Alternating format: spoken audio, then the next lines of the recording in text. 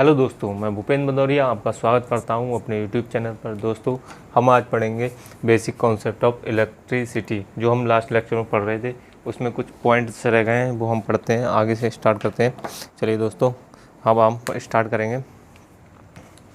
जो थे हमारा अगला पॉइंट है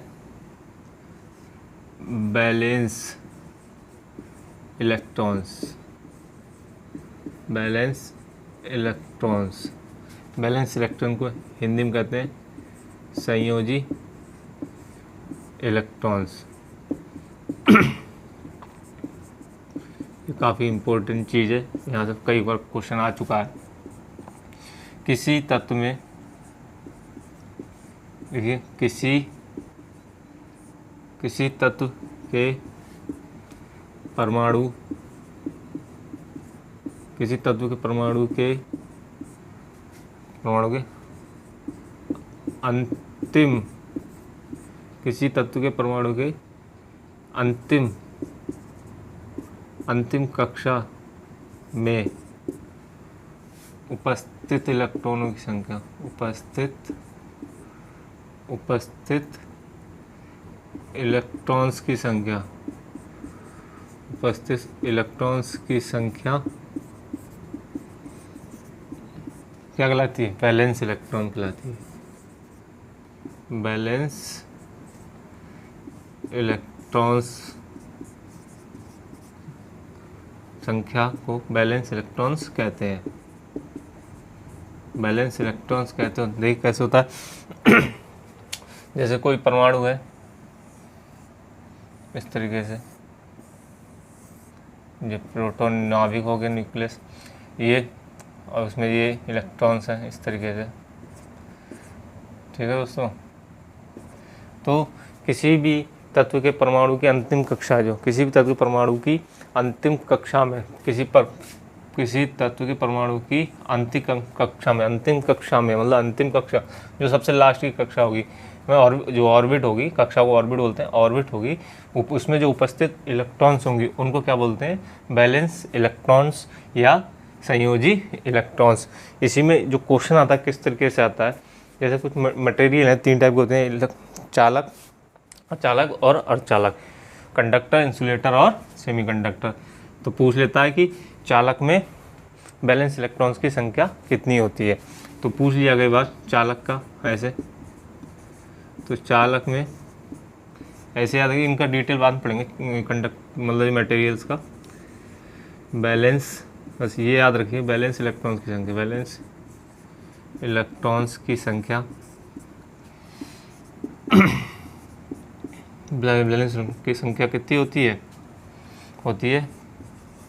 बैलेंस इलेक्ट्रॉन्स की संख्या क्या होती है? 4 से कम होती है। हमेशा याद रखिएगा, बैलेंस इलेक्ट्रॉन्स की संख्या 4 से कम होती है। किसमें?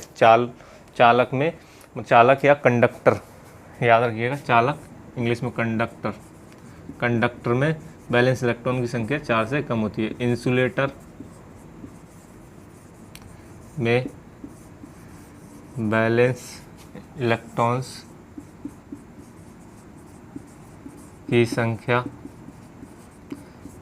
याद रखिएगा, यह है बैलेंस इलेक्ट्रॉन्स की संख्या क्या होती है? 4 से ज़्यादा होती है। किसमें? इंसुलेटर या अचालक में। अब आता है सेमीकंडक्टर, सेमीकंडक्टर या अर्धचालक में बैलेंस इलेक्ट्रॉन की संख्या, बैलेंस इलेक्ट्रॉन्स की संख्या क्या होती है? बैलेंस इलेक्ट्रॉन की संख्या 4 होती है। ठीक है, इंसुलेटर या इंसुलेटर में 4 से अधिक होती है, और कंडक्टर में 4 से कम होती है, और सेमीकंडक्टर में 4 होती है। यही पॉइंट इंपॉर्टेंट है, यही ज़्यादातर पूछा जाता है बैलेंस इलेक्ट्रॉन से, और कई बार आ चुका है यूपीपीसीएल में। ठीक है, कि चालक में बैलेंस इलेक्ट्रॉन की संख्या कितनी होती है? तो बैलेंस इलेक्ट्रॉन की संख्या 4 से कम होती है, और इंसुलेटर में बैलेंस इलेक्ट्रॉन की संख्या 4 से अधिक होती है, और सेमीकंडक्टर में बैलेंस इलेक्ट्रॉन की संख्या 4 होती है। ठीक है दोस्तों। इसके बाद एक टर्म और आती है, पढ़ लीजिए, फ्री इलेक्ट्रॉन्स। फ्री इलेक्ट्रॉन्स क्या होते हैं? फ्री इलेक्ट्रॉन्स किसी ठोस पदार्थ के परमाणु के वे इलेक्ट्रॉन्स होते हैं, ठीक है दोस्तों, वे इलेक्ट्रॉन्स होते हैं जो किसी परमाणु के बाहरी कक्षा में उपस्थित होते हैं तथा जिन पर नाभिक का बल बहुत कम लगता है। मतलब नाभिक का बल बहुत कम लगता है, जैसे थोड़ी सी भी ऊर्जा देने पे वे परमाणु से क्या हो जाते हैं? अलग हो जाते हैं। क्या हो जाते हैं? परमाणु से अलग हो जाते हैं।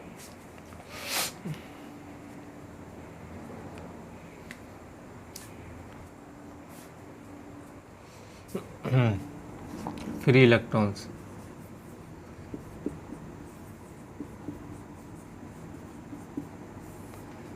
फ्री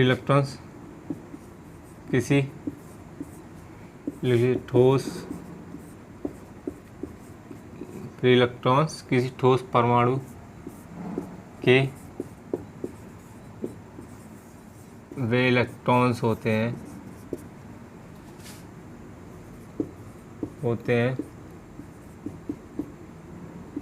जो परमाणु की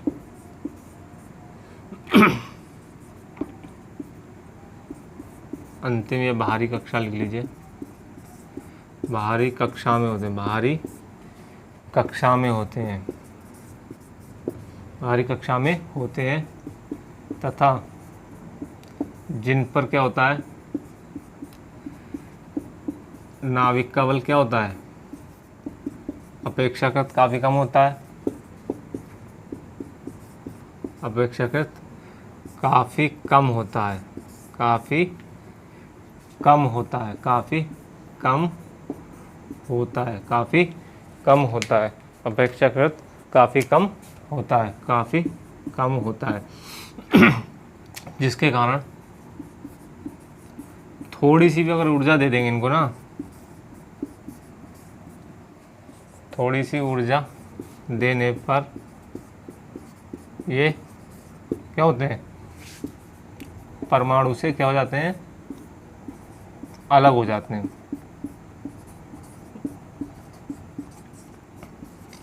परमाणु से अलग हो जाते हैं। परमाणु से अलग हो जाते हैं। किसी ठोस परमाणु के वे इलेक्ट्रॉन्स होते हैं जो परमाणु की अंतिम कक्षा में होते हैं तथा जिन पर नाभिक बल अपेक्षाकृत काफ़ी कम होता है, जिसके कारण थोड़ी सी ऊर्जा देने पर, जैसे ये नाभिक है और ये कक्षा, अंतिम कक्षा वाले, इसमें ये इलेक्ट्रॉन्स है, इस पर क्या होता है? जैसे जैसे दूरी बढ़ती चली जाएगी वैसे वैसे नाभिक का बल कम होता जाएगा। तो इनमें क्या थोड़ी सी अगर ऊर्जा देंगे, इनको हटा लेंगे तो ये क्या होंगे? नाभिक को छोड़ के स्वतंत्र हो जाते हैं। इन्हीं को क्या बोलते हैं? Free electrons. और फ्री इलेक्ट्रॉन्स के कारण ही जो धातु पदार्थ होते हैं उनमें करंट प्रवाह होता है, मतलब करंट प्रवाहित होती है। लेकिन अगर वैद्युत अपघटय की बात करेंगे, वैद्युत अपघटय में पूछा जाए कि विद्युत धारा का प्रवाह किसके कारण होता है, तो आयंस के कारण होता है। ध्यान रखिएगा, किन के कारण होता है? आयंस के कारण, वैद्युत अपघटय में। ठीक है दोस्तों। और धातु पदार्थों में बात होगी तो धातु पदार्थ तो फ्री इलेक्ट्रॉन्स के कारण होगा, फ्री इलेक्ट्रॉन्स के कारण। अगला देख लीजिए, फ्री इलेक्ट्रॉन्स के कारण क्या होता है?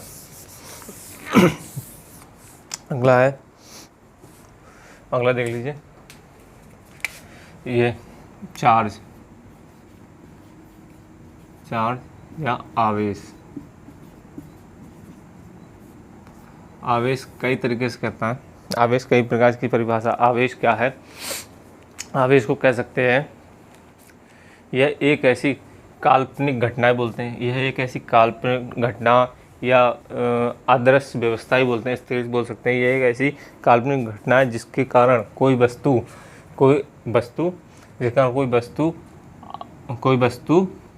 वैद्युतिक आकर्षण या प्रतिकर्षण का अनुभव करती है। उसे क्या कहते हैं? चार्ज या आवेश कहते हैं। लिख लीजिए, यह एक ऐसी काल्पनिक घटना भी बोल सकते हैं या काल्पनिक घटना या अदृश्य भी बोल सकते हैं इसे, अदृश्य अदृश्य अदृश्य जो दिखे ना घटना या व्यवस्था ही बोल दीजिए इसे, अदृश्य एक ऐसी कल्पना घटना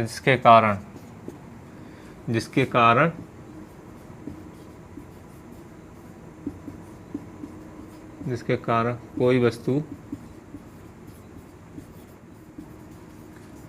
विद्युत आकर्षण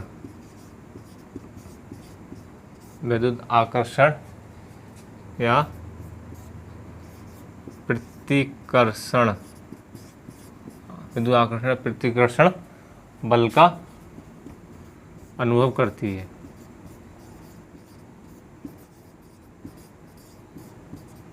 क्या कहलाता है? चार्ज कहलाता है। इसको Q से दिखाते हैं इस तरीके से, ठीक है। इसका ऐसा ही मात्रक कोई पूछ ले, ऐसा ही मात्रक है कूलाम, ठीक है दोस्तों, क्या है? कूलाम। और इसका फार्मूले से अगर देख ली जाए, ऐसे देख ली जाए तो Ne, ये क्या है? कूलाम या चार्ज, आवेश बोल सकते हैं। ये नंबर ऑफ, इसको बोलेंगे नंबर ऑफ इलेक्ट्रॉन्स या इलेक्ट्रॉन्स की संख्या, और यह है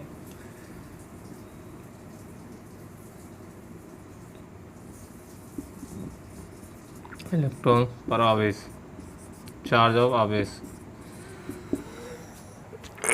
इलेक्ट्रॉन पर आवेश क्या है? इलेक्ट्रॉन पर आवेश, ठीक है दोस्तों। इलेक्ट्रॉन का आवेश बताया था लास्ट टाइम, कितना होता है? -1.6 10⁻⁻19 कूलाम, ठीक है दोस्तों। यहीं से एक क्वेश्चन और आ जाता है, इसका एक तो मात्रक ये हो गया, यहीं से एक क्वेश्चन आ जाता है कि एक कूलाम आवेश में, मतलब इधर देख लीजिए, एक कूलाम आवेश में, ये परिभाषा हो गई, इसके आगे और नोट कर लीजिए।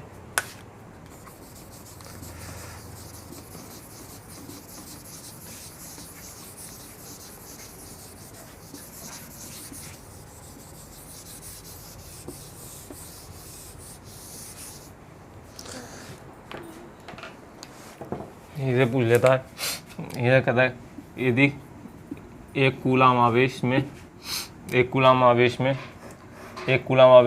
इलेक्ट्रॉनों की संख्या कितनी होती है? तो ये तो हमें पता है, ये तो पता ही है, 1.6 × 10⁻⁻19 कूलाम होता है। कितना है? -19 कूलाम होता है। कूलाम, तो एक कूलाम आवेश में निकालने के लिए कैसे करेंगे?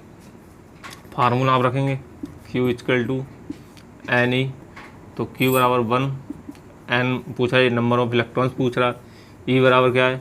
1.6 10⁻⁻19 ऐसे रखेंगे। तो N बराबर आप रखेंगे तब आएगा 1/1.6 × 10⁻⁻19। जब इसका हल करेंगे तो आपका लगभग आएगा 6.25 × 10⁻18 इलेक्ट्रॉन्स, ठीक है दोस्तों। तो एक कूलाम आवेश बराबर लिखेंगे आप, एक कूलाम आवेश बराबर कितने इलेक्ट्रॉन, मतलब एक कूलाम आवेश में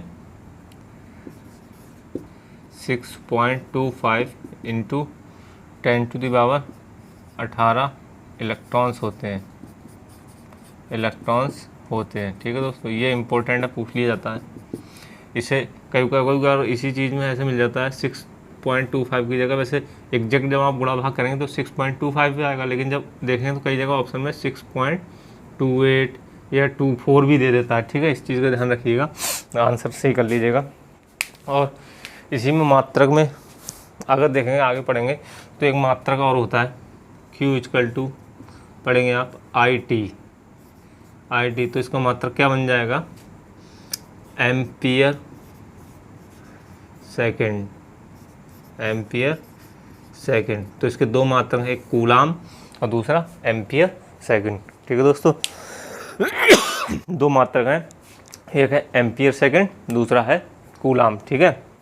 इसको याद रखिएगा। ये 2 मात्रक हैं, इसको ध्यान जरूर रखिएगा। ठीक है दोस्तों, ये मात्रक ज़्यादा ध्यान रखिएगा, मात्रक। और अगर ये पूछ लिया जाए सदिश है तो अदिश, तो आप बताएंगे ये अदिश राशि है। ठीक है दोस्तों, कभी कभी यही पूछ लेता है कि कूलाम एक अदिश राशि है या सदिश राशि, तो बताएंगे तो ये अदिश राशि है। क्या है? अदिश राशि है। ये पूछा गया कई बार, और ये यूनिट जरूर पूछिएगा। और इलेक्ट्रॉन्स के बारे में ज़्यादा पूछा जाता है। इसी में एक आ जाता है, इसी में पूछ लिया जाता है, क्या होता है इसी में से एक चीज़ और है। क्या है? अब आ जाइए करंट पे। करंट क्या होता है? देखिए, करंट, करंट या धारा, धारा, धारा बोलते हैं किसी पदार्थ में, पदार्थ या मटेरियल धातु, किसी पदार्थ में इलेक्ट्रॉन प्रवाह या फ्लो, इलेक्ट्रॉन प्रवाह की दर, या ये बोल सकते हैं आवेश प्रवाह की दर, आवेश प्रवाह की दर को क्या कहते हैं? करंट या धारा कहते हैं, विद्युत धारा कहते हैं, धारा कहते हैं, करंट कहते हैं। क्या कहते हैं? करंट। तो करंट का फार्मूला अगर देखेंगे तो इस हिसाब से क्या होगा, I इक्वल टू करंट आवेश प्रवाह की दर पर dQ/dt। ठीक है दोस्तों, ठीक है, ये भी हो जाएगा। या फिर ऐसे लिख लीजिए, नॉर्मल भी आ जाएगा, IQ/T। ठीक है, ठीक है, ये आ जाएगा I इक्वल टू dQ/dt और I इक्वल टू Q/T। ठीक है, तो इसका मात्रक देख लीजिए। मात्रक क्या हो जाएगा? I का, I मतलब करंट का मात्रक, इसका मात्रक एक हो गया एम्पियर। ठीक है दोस्तों, एम्पियर। या इसके हिसाब से देख लीजिए, Q का मात्रक क्या है? आवेश का मात्रक क्या होता है? कूलाम, और T का सेकंड, क्या बन जाएगा? एम्पियर। तो एम्पियर का मात्रक हो जाएगा या कूलाम बटे में बीच में, तो कूलाम पर सेकंड, कूलाम पर सेकंड। 2 मात्रक है इसके भी, एम्पियर या कूलाम पर सेकंड। तो एक एम्पियर बराबर कूलाम पर सेकंड भी लिख सकते हैं। ये फार्मूले से देख लीजिएगा, एम्पियर या कूलाम पर सेकंड किसका? करंट का मात्रक है। इसको ध्यान रखिएगा, ऐसे पूछ लिया जाता है कई बार। ठीक है, और इसी में ध्यान रखिएगा, करंट कितनी 2 प्रकार की होती है, एक AC मतलब AC अल्टरनेटिव करंट, और एक DC। अल्टरनेटिव करंट DC क्या होता है? जिसका मान एवं परमाणु एक समान रहता है, या मतलब कांस्टेंट रहता है। और अल्टरनेटिव जिसका मान एक नियत समय, एक निश्चित समय पर बदलता रहता है। ठीक है दोस्तों, ये आगे पढ़ेंगे, और इसमें बता दिया केवल। ठीक है,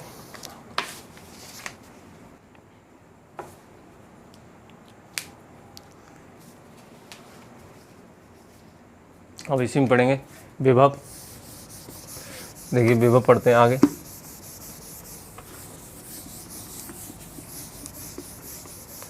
विभव क्या होता है? विभव क्या पढ़ेंगे? विभव पढ़ेंगे आगे। इसमें देखिए क्या होता है विभव। इलेक्ट्रिक विभव या वोल्ट बोलते हैं, इलेक्ट्रिक पोटेंशियल या वोल्ट या विद्युत विभव। इकाई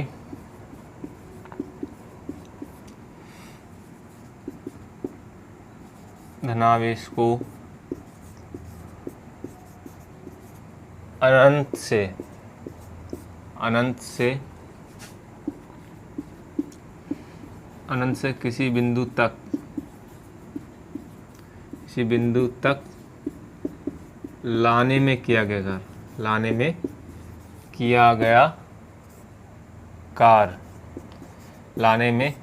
गया कार्य क्या कहलाता है? विद्युत विभव कहलाता है, या इलेक्ट्रिक विद्युत विभव, या वोल्ट भी बोलते हैं, विद्युत विभव कहलाता है। अनंत से किसी बिंदु तक लाने में किया गया कार्य विद्युत विभव कहलाता है। इसका मात्रक क्या है? इसका मात्रक क्या है? वोल्ट। इसका मात्रक क्या है? वोल्ट। इसका मात्रक क्या है? वोल्ट। ठीक है। और इसको फार्मूले वाइज अगर देखेंगे तो विभव बराबर होगा, बी लिख लीजिए इसको, और किया गया कार्य तो W/Q, इकाई आवेश को, इसका फार्मूला है B=W/Q। तो इसका मात्रक और हो जाएगा विभव का, तो इसे बोलेंगे जूल प्रति कूलाम। लास्ट टाइम यूपीपीसीएल में यही पूछ लिया था, जूल प्रति कूलाम किसका मात्रक है, मतलब उसमें दे दिया था जूल प्रति कूलाम ऐसे दे दी थी फार्मूला, और उसको पूछा था मतलब इसके बराबर क्या होगा, वोल्ट होगा, मात्रक देगा वोल्ट होगा, करंट होगा, या क्या होगा, आवेश होगा, कूलाम, मतलब इस तरीके से फार्मूला। तो ये याद रखिए, जूल प्रति कूलाम या वोल्ट। यूनिट जरूर ध्यान रखिएगा, क्योंकि यूनिट बहुत पूछता है यूपीपीसीएल में, सबसे ज़्यादा ये यूनिट के बारे में ज़्यादा पूछता है। ठीक है दोस्तों, जूल प्रति कूलाम। ठीक है। और ये याद रखिए, विद्युत धारा का प्रभाव क्या, अगर विद्युत धारा किसी कंडक्टर में फ्लो हो रही है, मतलब किसी धातु में फ्लो, तो वो हमेशा उच्च विभव से लो विभव, मतलब हाई वोल्ट से लो वोल्टेज की तरफ उसका प्रभाव होता है। ठीक है दोस्तों, ये यूनिट ज़रूर ध्यान रखिए, यूनिट बहुत पूछता है।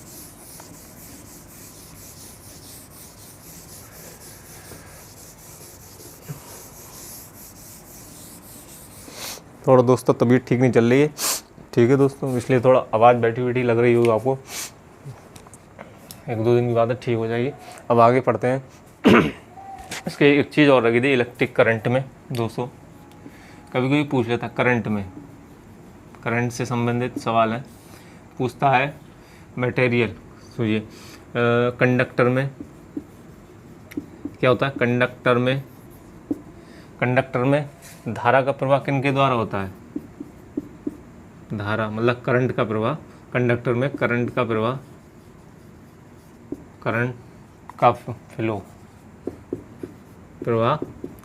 किसके द्वारा? इलेक्ट्रॉन्स के द्वारा होता है। हमेशा पूछा जाए तो कहना इलेक्ट्रॉन्स के द्वारा।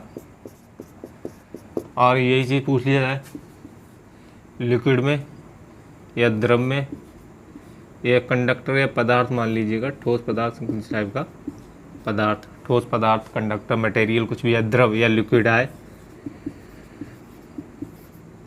लिक्विड में धारा का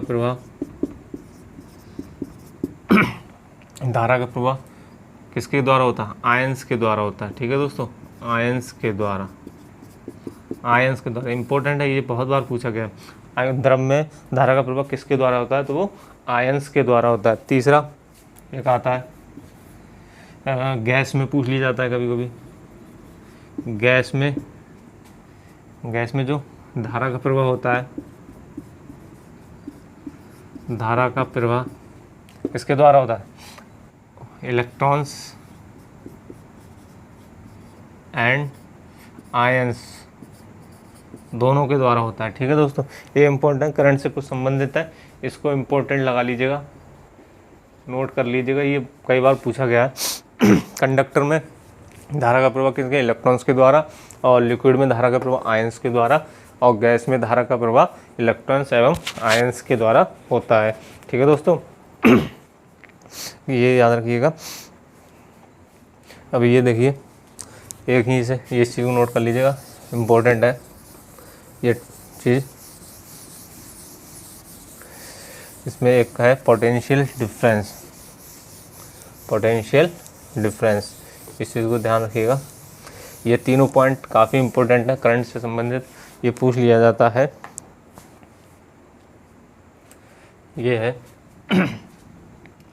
विभवांतर, इसको बोलते हैं हिंदी विभवांतर।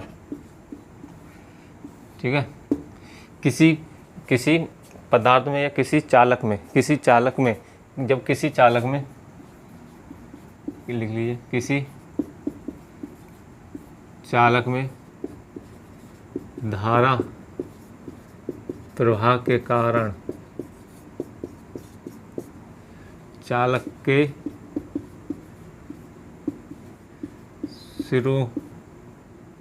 सिरों के विभव, मतलब सिरों के विभव में अंतर,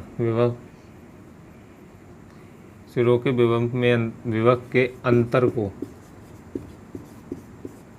अंतर को क्या कहते हैं? विभवांतर कहते हैं, विभवांतर कहते हैं।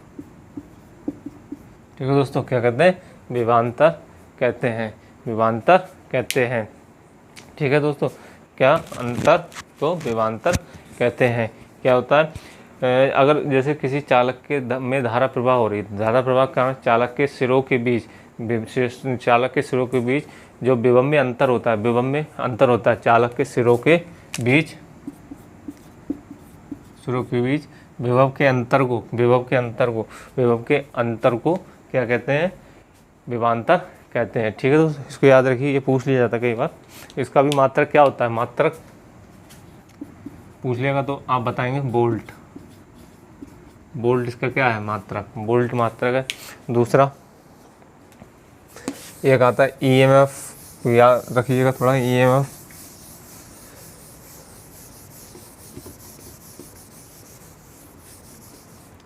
एक ईएमएफ है,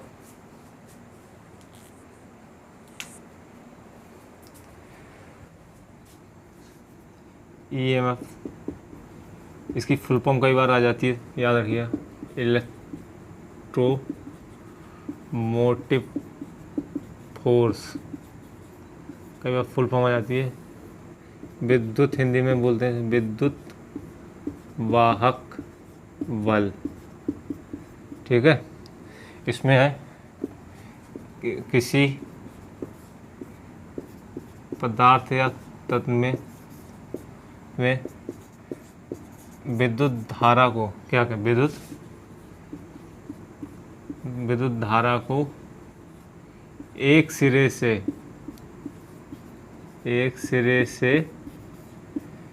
दूसरे सिरे तक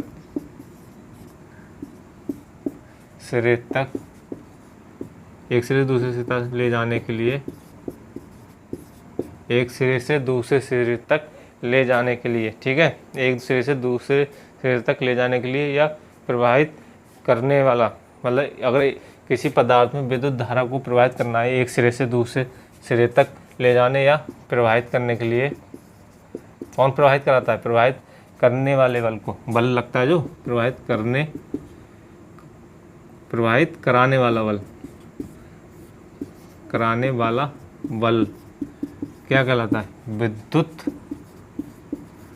वाहक बल कहलाता है,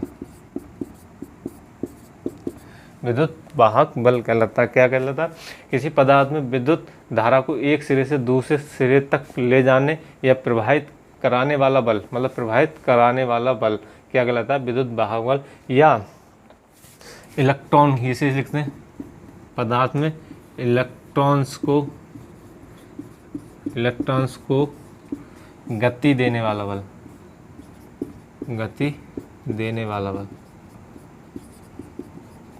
क्या कहलाता है? ईएमएफ कहलाता है। दोनों परिभाषा देख लीजिए, सीधे बोल लीजिए, किसी भी पदार्थ में धारा को प्रवाहित कराने वाले बल, मतलब धारा को प्रवाहित कराने वाले बल को क्या कहते हैं? जो धारा को प्रवाहित कराता है किसी भी पदार्थ में, परिभाषा छोड़िए, सीधे ये समझिए, किसी भी पदार्थ में विद्युत धारा को प्रवाहित कराने वाले बल को जो बल लगता है उसको कहते हैं विद्युत वाहक बल, या इलेक्ट्रॉन्स को गति देने वाले बल को क्या कहलाता है? मतलब विद्युत वाहक बल। या धारा को जो प्रवाहित कराता है उसे, जो प्रवाहित कराने वाला बल, जो बल लगता है उसे कहते हैं विद्युत वाहक बल। ठीक है दोस्तों, क्या कहते हैं? विद्युत वाहक बल। इसकी भी, अगर इसका भी फार्मूला देख लिया जाए, ईएमएफ का, ईएमएफ का, तो ये भी W/Q, ठीक है। ये किया गया कार्य है, इसकी भी मात्रा क्या है, जूल प्रति कूलम। इसका याद रखिएगा, यही 2 बार पूछा गया कई बार, या बोल्ट, इस तरीके से बता दीजिएगा। इसको या तो बोल्ट बोलेंगे, ठीक है दोस्तों। और याद रखिए एक चीज़ और आ जाती है, विभवांतर और ईएमएफ में अंतर क्या है। देखिए ईएमएफ क्या होता है, विभवांतर तो एक बार वो शून्य हो जाएगा, मतलब 0 हो जाएगा, लेकिन ईएमएफ 0 नहीं होगा, ईएमएफ 0 नहीं होगा। ये अंतर है दोनों में, ठीक है दोस्तों। मतलब ईएमएफ तो 0 नहीं होगा, लेकिन विभवांतर तो 0 हो जाएगा, ठीक है दोस्तों। धारा का मान 0 होगा, तो धारा का मान 0 होने पे क्या है, ये मतलब वोल्टेज का मान, ये मतलब विभवांतर पोटेंशियल डिफरेंस जैसे बोलते हैं, उसका मान 0 हो जाएगा, लेकिन क्या होगा, ईएमएफ का मान 0 नहीं होगा, ठीक है दोस्तों। अब एक टर्म है प्रतिरोध।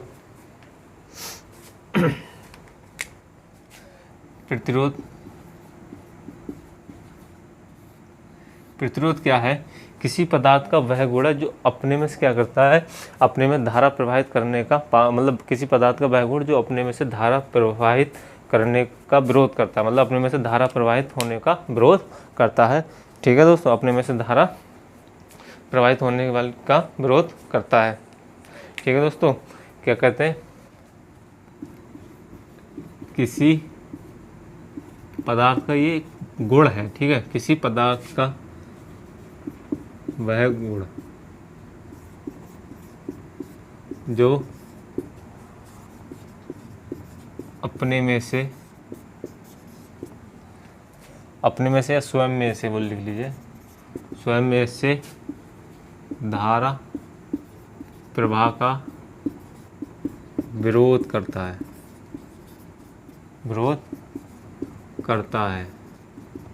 क्या कहलाता है, प्रतिरोध कहलाता है, प्रतिरोध कहलाता है। इसका मात्रक क्या है, मात्रक ओम, ऐसे साइन होता है ओम, इंग्लिश हिंदी में ओम ऐसे लिख लीजिए, ठीक है दोस्तों, मात्रक है, ठीक है। ये कई बार पूछा जाता है, किसी पदार्थ का वह गुण जो स्वयं में से धारा प्रवाह का विरोध करता है, प्रतिरोध कहलाता है, ठीक है दोस्तों। इसका मात्रक ओम है। इसका फार्मूला लिख लीजिए, फार्मूला आ जाता है कई बार लिखने को, फार्मूला लिख लीजिए, R=L/A, ठीक है। R क्या है, प्रतिरोध, इसका मात्रक ओम, और रो क्या है, विशिष्ट प्रतिरोध या प्रतिरोधकता बोलते हैं इसको, प्रतिरोधकता। इसका मात्रक क्या है, ओम मीटर होता है। अब इसके बारे में चर्चा थोड़ी करेंगे। प्रतिरोध ओम मीटर, और एल ये लंबाई, और एरिया ये एरिया क्षेत्रफल, ठीक है। ये लंबाई है रेजिस्टेंस की, और ये उसका एरिया, ठीक है दोस्तों, और ये रेजिस्टिविटी, ठीक है दोस्तों। ये मात्रक जरूर है, प्रतिरोध का ओम मात्रक होता है, और ये विशिष्ट प्रतिरोध या प्रतिरोधकता का ओम मीटर है। इसके बारे में थोड़ा देख लीजिए, ठीक है।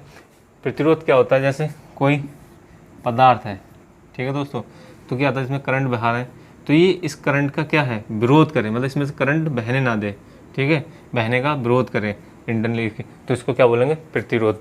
अब रेजिस्टिविटी या प्रतिरोधकता क्या है, ये क्या होता है, प्रत्येक पदार्थ की क्या होती है, अपनी खुद की संरचना होती है जो उसमें से अपने में से बहने वाली धारा का विरोध करे। मतलब जैसे 2 पदार्थ हैं, मान लीजिए 2 पदार्थ हैं, सेम लंबाई है, सेम चौड़ाई, लेकिन दोनों में से क्या है, कोई ज़्यादा करंट, मतलब थोड़ी ज़्यादा विरोध, मतलब ज़्यादा बहने दे रहा अपने में से, लेकिन कोई बिल्कुल नहीं बहने दे रहा।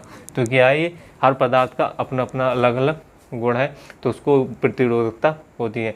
लंबाई और एरिया बदलने पर क्या होता है, प्रतिरोधकता चेंज नहीं होती है, ठीक है दोस्तों, केवल रेजिस्टेंस चेंज होता है, ठीक है।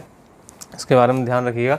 अगर किसी क्वेश्चन आता है, कई बार आ चुका है कि किसी पदार्थ को लंबाई को 2 गुना बढ़ा दिया जाए तो उसकी विशिष्ट प्रतिरोध पे क्या प्रभाव पड़ेगा, मतलब उसका रेजिस्टेंस बता देगा, और लंबाई 2 गुना बढ़ा दी जाए तो विशिष्ट प्रतिरोध पे क्या प्रभाव पड़ेगा। तो याद रखिएगा, उसके विशिष्ट प्रतिरोध पे कोई भी प्रभाव नहीं पड़ेगा, क्योंकि विशिष्ट प्रतिरोध या प्रतिरोधकता लंबाई और क्षेत्रफल पर निर्भर नहीं करती, ये केवल प्रकृति पर निर्भर करती है। क्या मतलब नेचर पे, जैसे कि जिसका जो नेचर है कि कितने से कितना विरोध कर सकता है, ठीक है, तो वो केवल उसी पर। एक बार अगर प्रतिरोधकता किसी पदार्थ की निश्चित कर दी जाती है तो वो ऑलवेज फिक्स रहेगी, चाहे उसकी लंबाई चौड़ाई कोई भी रहे, लेकिन वो हमेशा फिक्स रहेगी। तो पूछ लिया जाता है, तो कभी भी पूछा जाए कि प्रतिरोधकता किस पर डिपेंड करती है, तो प्रतिरोधकता पदार्थ की प्रकृति, ये, और दूसरा तापमान, ठीक है, तापमान, 2 चीज़ों पर निर्भर करती है। तो कभी भी लंबाई और क्षेत्रफल पर डिपेंड नहीं करती, लेकिन ठीक है, ये इम्पोर्टेंट है, कई बार पूछा गया है इस तरीके में। प्रतिरोधकता लंबाई और क्षेत्रफल बदलने पर प्रतिरोधकता पर कोई अंतर नहीं आता है। इसी में एक चीज़ और लिख लीजिए, ये हो गया, यहाँ से लिख लीजिए,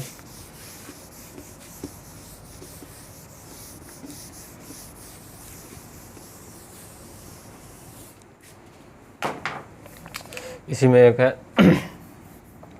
प्रतिरोधकता हो गई। और देख लीजिए जो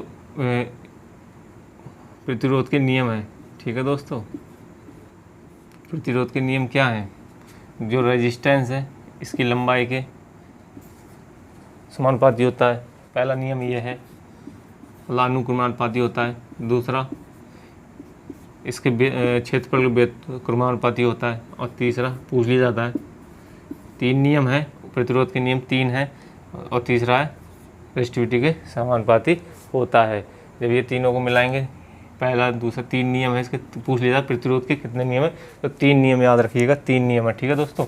कई बार ये कई जगह पूछ लिया गया, ठीक है, तो इसका यही कॉमन बन जाता है, ρL/A, ठीक है दोस्तों, ये चीज़ पूछ लिया गया, ध्यान रखिएगा।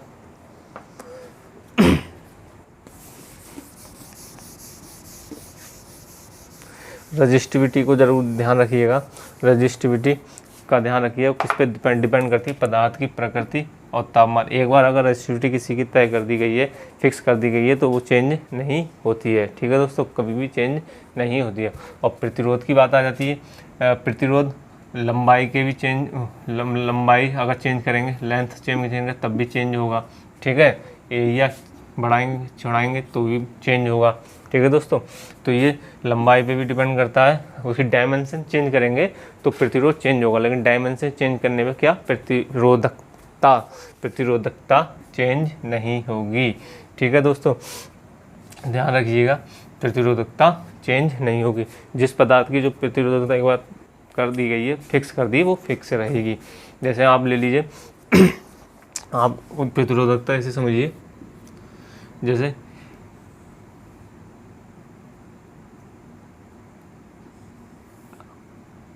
ये 2 पदार्थ हैं, सेम लंबाई, इनकी सेम लेंथ, इसकी भी लेंथ L है, उसकी भी A है, इसकी भी L है, इसकी भी A है, लेकिन इसके गुण ये, प्रतिरोध का गुण ये है, मतलब प्रतिरोधता ऐसी इसकी बढ़ा के रखी है, इसकी प्रतिरोध मान लीजिए 10 है, ठीक है, हमने इसकी रखी, मान लीजिए इसकी प्रतिरोधकता ऐसी है कि ये अपने में से 8 एम्पियर की धारा बह रहा है, ठीक है, सेम है, और ये 10 एम्पियर की, तो क्या है, ये इसकी प्रतिरोधकता का गुण है, मतलब ये 8 एम्पियर, चाहे लंबाई और चौड़ाई, इसकी लंबाई और क्षेत्रफल सेम है, ठीक है दोस्तों, लंबाई और क्षेत्रफल सेम है, लेकिन धारा क्या है, दोनों अलग अलग, क्योंकि प्रतिरोधकता जिसकी ज़्यादा होगी, प्रतिरोधकता ज़्यादा होगी, जैसे प्रतिरोधकता ज़्यादा है तो उसकी मतलब विरोध करने का मतलब धारा का विरोध करने का, I का विरोध करने का क्षमता ज़्यादा, वो ज़्यादा विरोध करेगा, वो सेम लंबाई और क्षेत्रफल में ज़्यादा विरोध करेगा। जैसे समझेगा दोस्तों, मतलब जिसकी अगर कह दे रेजिस्टिविटी इस पदार्थ की ज़्यादा है और दूसरे की कम है, तो इसका मतलब है ये सेम डायमेंशन में जिसकी रेजिस्टिविटी ज़्यादा वो ज़्यादा विरोध करेगा। ठीक है दोस्तों, ध्यान रखिएगा। और इसी में ओम का नियम भी आ जाता है। ओम का नियम कहता है, ओम के नियम में कभी कभी कन्फ्यूजन आता है, देख लीजिए कन्फ्यूजन क्या रहता है।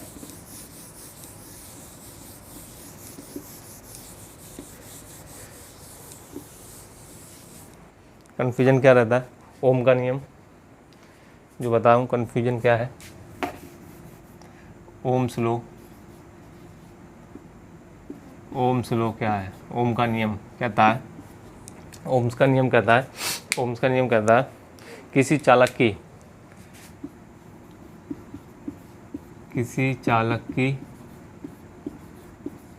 भौतिक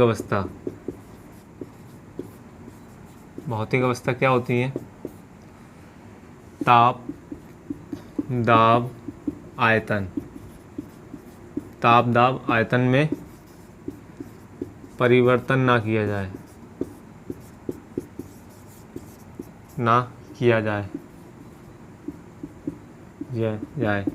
तो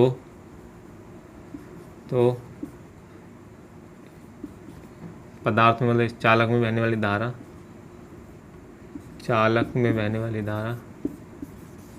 चालक में बहने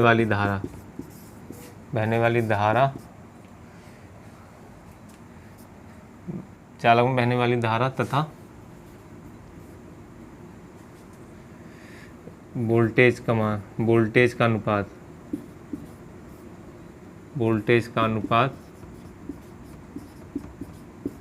नियत रहता है या कांस्टेंट रहता है।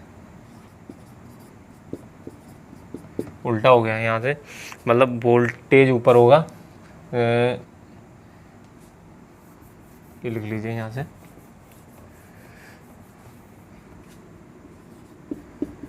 चालक के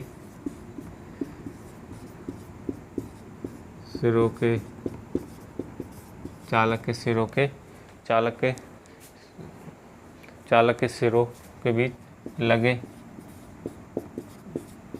विभवांतर तथा बहने वाली करंट का अनुपात। क्या है? बहने वाली करंट का अनुपात तथा बहने वाली करंट, उल्टा हो जाना, बहने वाली धारा का बहने वाली धारा का अनुपात सदैव क्या रहता है? नियत रहता है। ठीक है दोस्तों, तो क्या होगा? B/I क्या रहता है? कांस्टेंट स्थिरांक बोलते हैं, और इसी को B/IR हो जाता है। ठीक है दोस्तों, ये क्या है? वैद्युत स्थिरांक पूछे तो स्थिरांक, ये हमें नॉन लीनियर पे ओम का नियम लागू नहीं होता है। ठीक है दोस्तों, नॉन लीनियर पे इसका नियम लागू नहीं होता है। ठीक है दोस्तों, नॉन लीनियर पे इसका ओम का नियम लागू नहीं होता है। अब जो कन्फ्यूजन है वो बताते हैं। क्या कन्फ्यूजन? जो क्वेश्चन आता है ज़्यादातर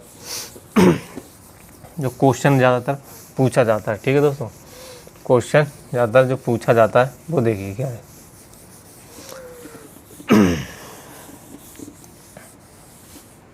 क्वेश्चन जो ज़्यादातर पूछा जाता है उसको देखिए क्या पूछा जाता है। जैसे ऐसे दे देगा कि ओम्स का नियम है, इस तरीके से ये है। ठीक है दोस्तों, या ये है, तो ध्यान रखिएगा ओम्स का नियम हमेशा ये है अगर आएगा तो ओम्स का नियम। ठीक है दोस्तों, या फिर ओम्स का नियम ये आएगा, या फिर ऐसे दे देगा, एक ये है IGV। ठीक है, ये कंडक्टर है। ठीक है, ध्यान रखिए, आगे पढ़ेंगे इसको, कंडक्टेंस है, इसको बाद में पढ़ेंगे। ये IGV। ठीक है, दूसरा है, एक आएगा I, जितना आई से ही आएगा तो इसको ऐसा आएगा V/R, ठीक है।